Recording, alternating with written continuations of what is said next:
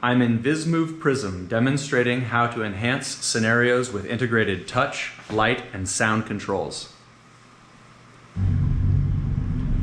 Touch triggers allow users access to pop-up information, trigger media files, a map, or a checklist.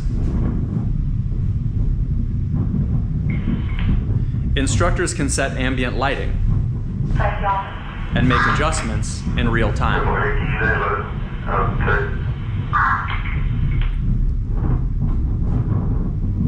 Take any scenario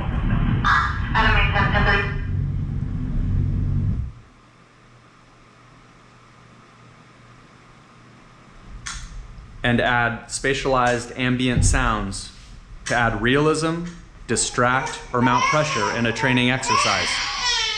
A baby crying, rattling at the door,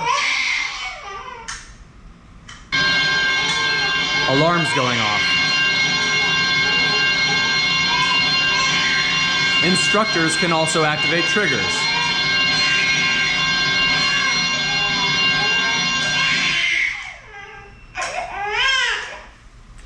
VisMove PRISM creates the context for realistic training exercises.